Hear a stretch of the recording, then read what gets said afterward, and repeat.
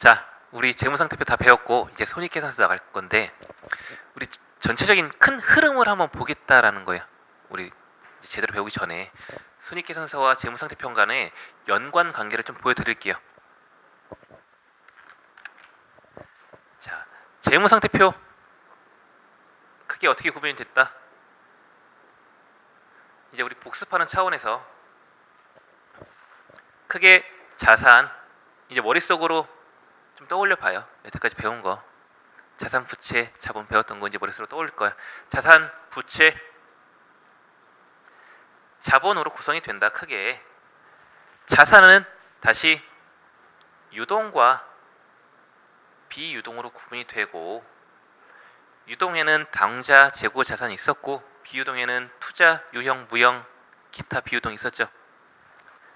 자, 당좌, 재고 해서 당좌 자산에 뭐 현금, 현금성 자산, 단기매매 증권 등 있었잖아요. 재고 자산 수량 파악, 가격 결정, 재고 자산 가격 결정하는 거 다 배웠었잖아요.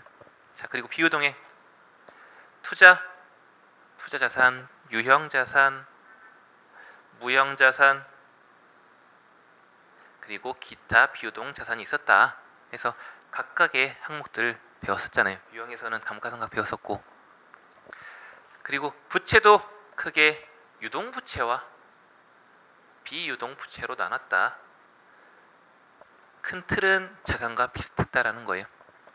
그리고 자본은 크게 5가지. 오늘 배운 거니까 앞에 내용 보면서 첫 번째 자본금, 두 번째 자본 잉여금, 세 번째 자본 조정,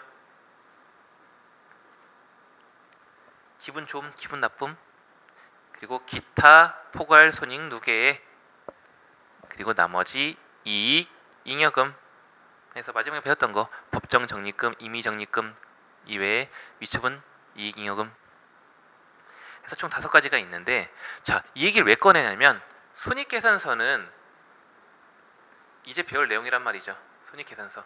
그렇다면 손익계산서 큰 틀 좀 알아보자. 총 우리가 1년 동안 벌어들인 매출에서 매출 원가를 차감하면 이게 매출 총이익이 된다.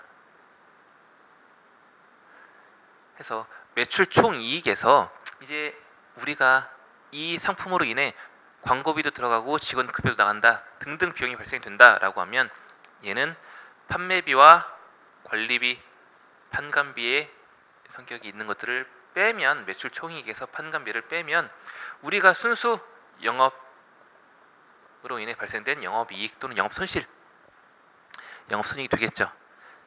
여기에서 이제 영업 외적으로 우리가 은행인데 자동차를 팔아, 이건 우리의 주 업무가 아니죠. 그렇지만 자동차를 팔면서 이익이 발생됐다 또는 손실이 발생됐다라고 하면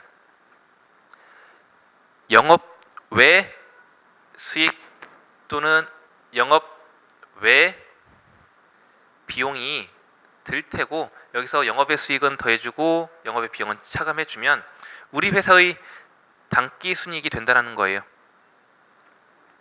그렇다면 이 단기 순이익은 어디로 가냐? 자, 이 단기 순이익이 결국 이익 잉여금으로 간다는 거예요. 해서 재무상태표를 클릭했더니 자산, 부채, 자본 폴더가 있네. 그래서 자본 항목을 또 클릭했더니 이 5가지가 나와. 이 중에 이익 잉여금을 클릭했더니 이 손익계산서가 딱 펼쳐지는 거죠. 흐름도 아시겠죠? 그러니 손익계산서가 먼저 작성이 되고 얘가 이쪽으로 들어간다는 거예요. 그래서 재무제표의 작성 순서를 보시면 손익계산서가 먼저예요. 얘가 먼저 작성이 돼야 재무상태표에 이익 잉여금으로 들어가니까. 그래서 이제 말씀드리는 거예요. 자, 매출은 수익이에요. 그리고 기타 비용은 비용. 해서 내가 차변과 대변할 때 자본과 수익은 같은 편이다라고 말씀드렸죠. 당연한 거예요. 이제 수익이 증가하면 단기 순이익은 증가하겠죠. 그럼 단기 순이익 증가하면 이익 잉여금 증가하니 자본 증가하겠지. 같은 편이라는 거예요. 해서 수익과 비용의 증가, 감소할 때 차변인지 대변인지 같은 편 말씀드렸던 부분이고, 우리는 이제 앞으로 판관비 등 비용은 어떤 항목이 있는지, 매출은 어떻게 구해지는지, 매출원가는 어떻게 구해지는지 좀 보자라는 거예요. 이 큰 흐름 머릿속에 좀 기억을 해주셔야 돼요. 그리고 공부를 하실 때, 우리 전산세무 이거 공부하실 때는 재무회계에서 얘만 머릿속에 있다면 큰 어려움은 없다라고 봐요. 재무회계에서는 세부 내역 머릿속으로 기억하는 거야. 하나하나 찾아보지 말고 큰 이슈들만 하나하나 들어가서 재고자산에서 뭐 이런 이슈가 있었지, 유형자산에서는 무슨 이슈가 있었지, 뭐가 중요했지 라고 기억만 두신다면 반은 성공한 거예요. 자, 우리 책 55페이지 손익계산서상 수익과 비용에 대해 알아보겠다는 거예요. 밑줄, 수익은 기업의 정상적인 영업활동, 정상적인 영업활동에서 발생하는 경제적 효익의 증가를 말한다. 그렇다면 비정상적인 영업활동이라면 얘는 뭘로 나타내겠다? 아래, 차익은 기업의 정상적인 영업활동 이외에 발생된 효익의 증가분을 말한다. 예를 들면 유형자산 처분이익 또는 무형자산 처분이익. 회계에서는 차익이란 용어는 잘 안 쓰고 영업 외 수익이라는 용어를 더 써요. 영업의 수익. 손익계산서 항목도 영업의 수익으로 되어 있고, 영업의 수익으로 기억해 주시면 될 것 같고, 그 아래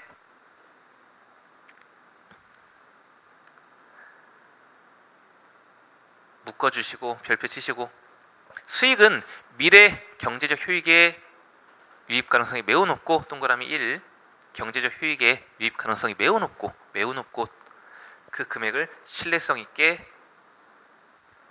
정할 수 있어야 한다. 측정할 수 있어야 한다. 수익의 정의예요. 이 두 가지는 기억해 주시고,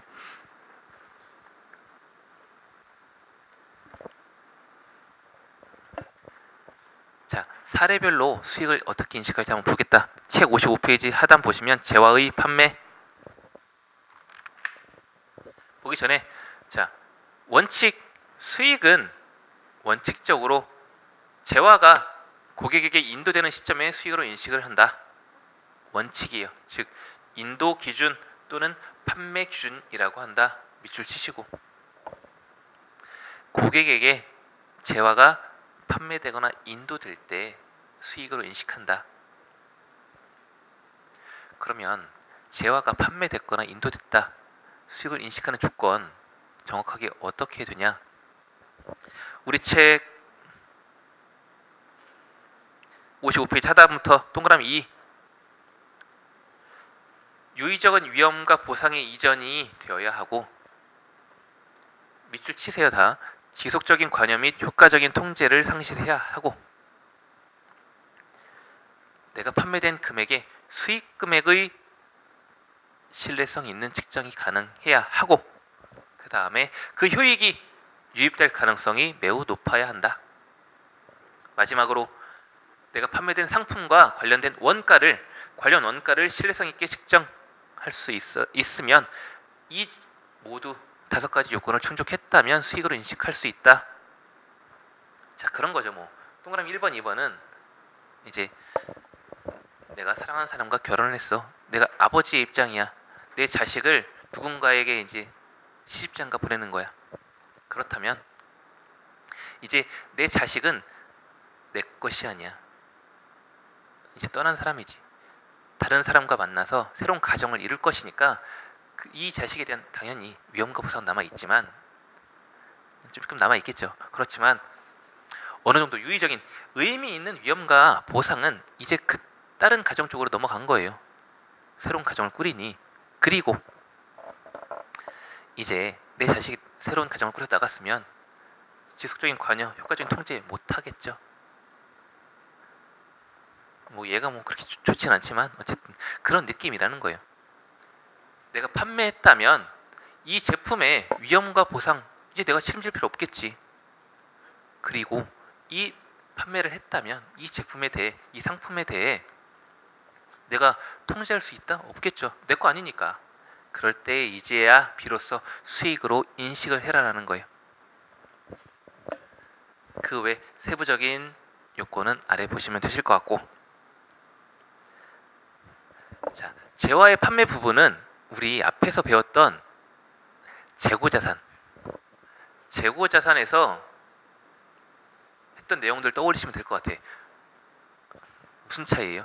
재고자산은 판매됐는지 안 됐는지, 즉 나의 재고자산으로 볼지 안 볼지를 판단하겠다. 즉 팔린 것으로 볼 거냐 안 팔린 것으로 봐서 내 걸로 볼 거냐.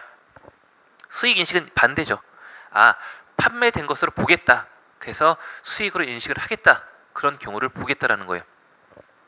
그러니 재고자산과 수익의 인식은 어느 정도 일맥상통하다라는 거예요. 보시면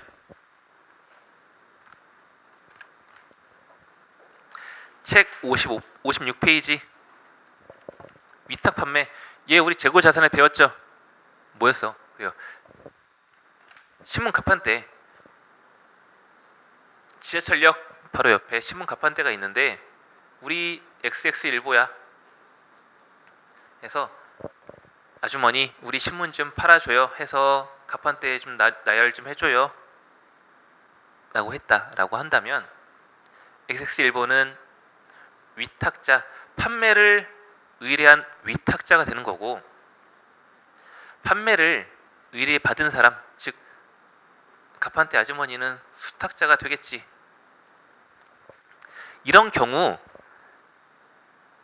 얘가 이 갑판대한테 신문 주었을 때 수익으로 인식하는 게 아니라 수탁자가 이제 이 신문을 누군가에게 팔았을 때, 제3자에게, 소비자에게 팔았을 때 그때 수익으로 인식하자라는 내용이에요.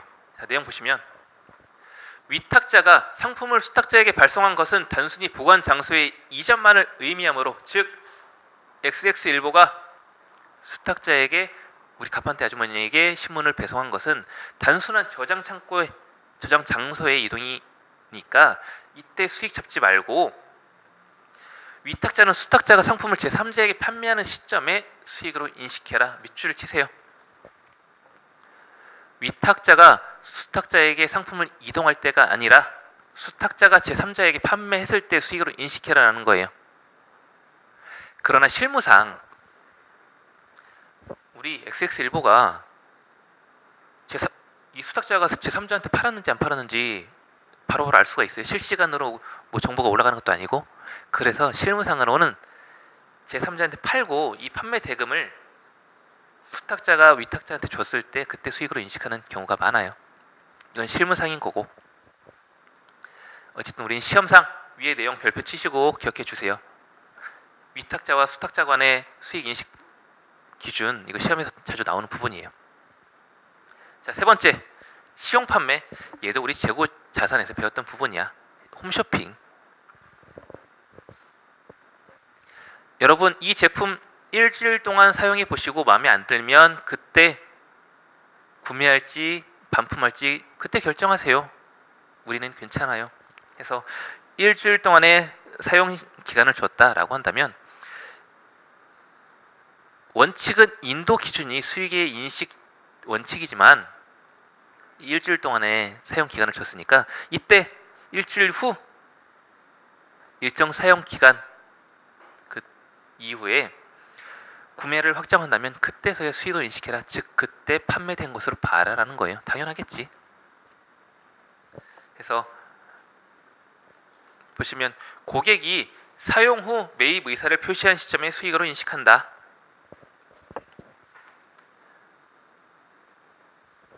인도 기준이 아니라, 인도 시점이 아니라 일정 사용 기간 후 고객이 매입 의사, 즉 구매 의사를 표현했을 때 그때서야 수익으로 인식해라라는 거.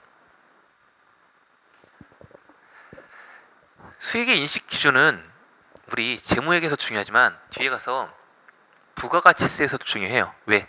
이 시기는 일반적으로 부가가치세법상 세금은 계산서 발급 시기, 즉 공급 시기와 동일하다니까. 그래서 이 수익 시기는 부가세에서도 한번 언급을 드릴 건데 지금 한번 정확하게 짚고 넘어가시면 좋지 않을까 싶어요. 자, 시용 판매까지 봤고, 할부 판매. 할부 판매란 뭐 여러분 많이 하시는 거죠. 홈쇼핑이나 이제 뭐 가전제품을 살 때 몇 개월 무이자 할부를 해주세요 라고 할 때 돈은 지금 당장 전체를 못 받았다 하더라도 그냥 물건 팔았을 때, 즉 물건 인도했을 때 그때 수익으로 인식해라라는 거예요. 할부 판매는.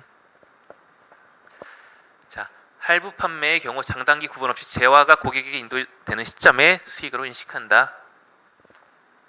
밑줄 치시고 추가적으로 밑줄.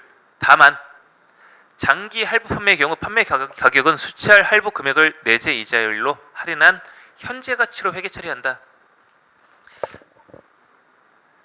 너무 기간이 긴 경우에는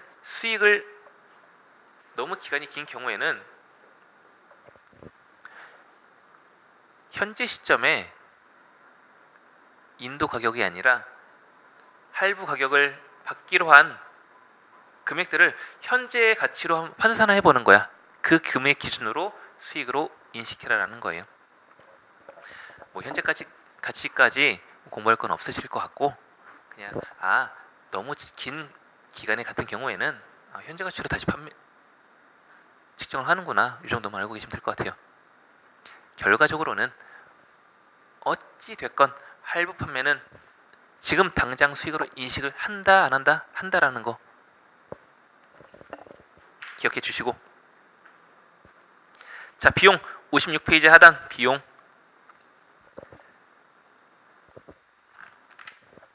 비용이란 기업의 정상적인 영업활동, 또 동그라미 정상적인 영업활동에서 발생하는 자산의 유출이나 부채의 발생액. 이제 답이 나오는 거예요. 회계 처리할 때 우리 차변, 대변 있었죠? 그렇다면 우리 현금 주고 우리 전기세 냈다. 현금을 전기세로 지급을 했다라고 하면 대변에 현금의 감소 있겠지, 자산의 감소. 그러면서 차변에 비용이 왔다라는 거예요. 또는 전기세가 발생이 됐는데 우리 아직 지급하지 않았다라고 하면 우리 나중에 줄 돈 뭐예요? 부채 발생 어디? 대변.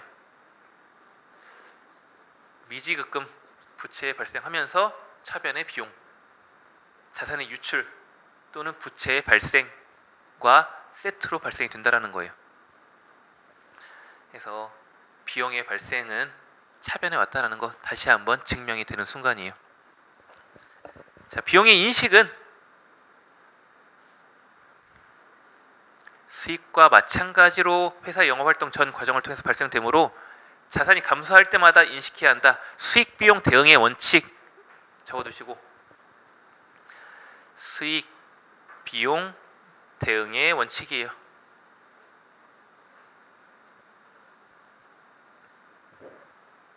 즉 수익이 인식이 될 때 수익과 관련된 세트의 비용은 같이 수익과 비용으로 인식을 같은 시기에 해라라는 거예요. 그래서 나온 이론 뭐예요? 그래요, 감가상각비. 감가상각비는 매년 일정한 비율에 의해 우리 비용으로 인식을 했죠. 우리 건물 샀는데 이 건물 일정한 비율에 의해 감가상각 했었잖아. 정액법, 전율법. 이런 이유가 수익과 비용을 대응시키기 위함이래요. 드셨죠? 이 아래 내용 나와 있기도 하고.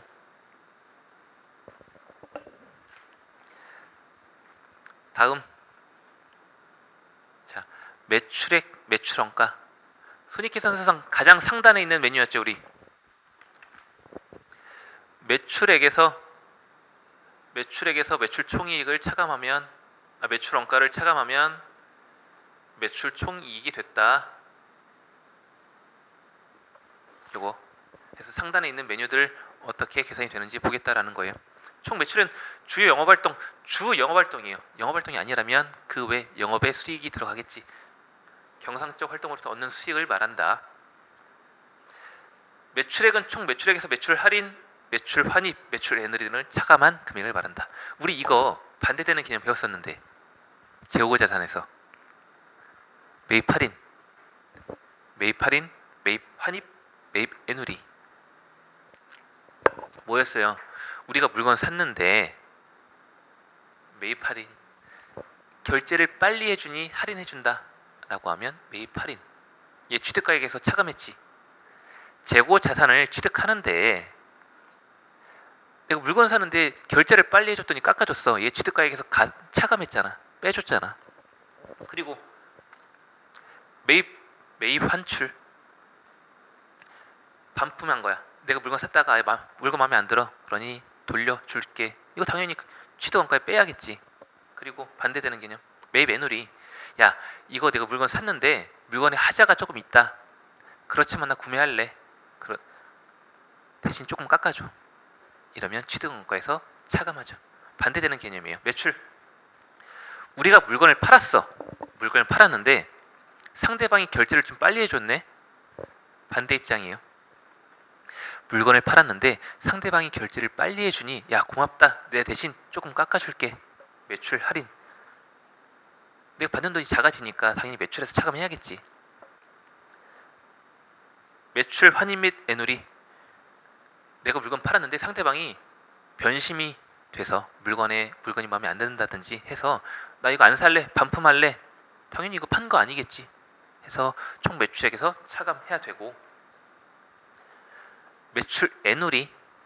상대방이 야 나 이거 샀는데 좀 물건에 하자 있는 것 같아. 그럼 어떻게 해드릴까요? 반품해드릴까요? 물어봤더니 아니요, 그냥 살게요. 대신 조금만 할인해주세요. 반대되는 개념이었죠. 해서 물건 팔았지만 상대방이 물건에 하자가 있는데도 불구하고 구매를 해줬으니 고맙다. 그럼 내가 좀 깎아줄게. 매출 애누리.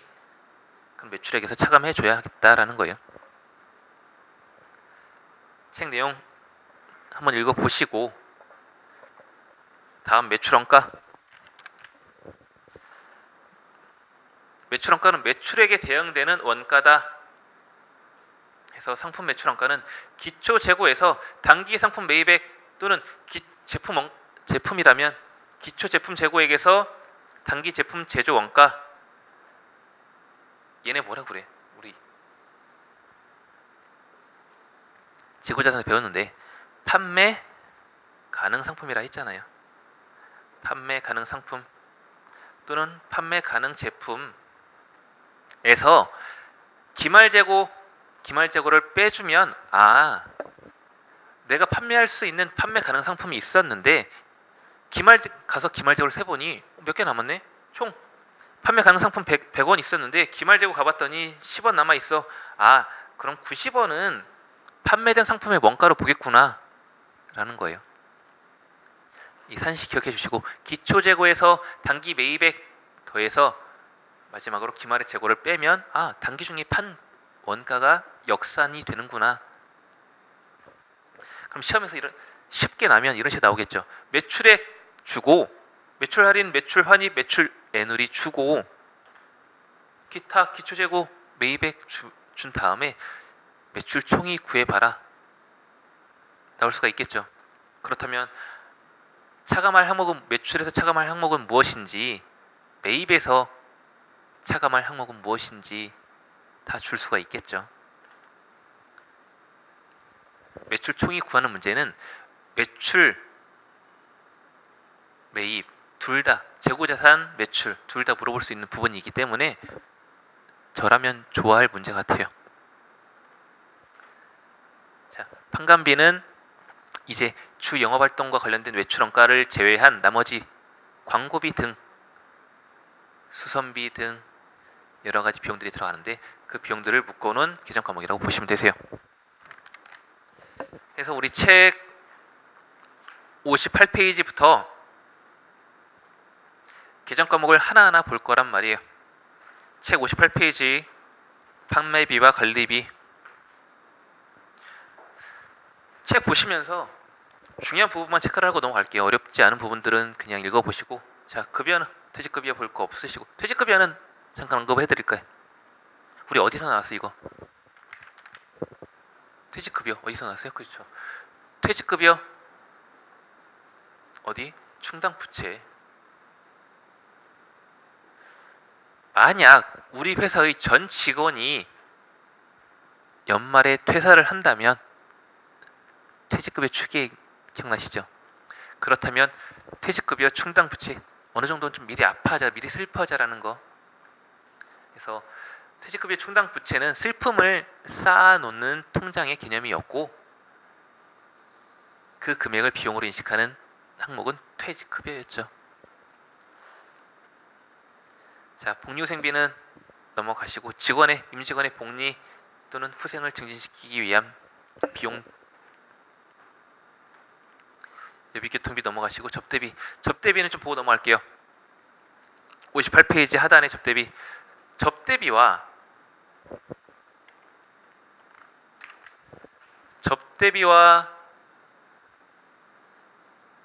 광고 선전비와 기부금은 좀 구분을 해주셔야 돼. 동일하게 지출된 비용이긴 하지만 내가 누군가에게 상대방이 누구냐에 따라 지출 목적에 따라 구분을 달리하겠다는 거예요. 접대비는 업무와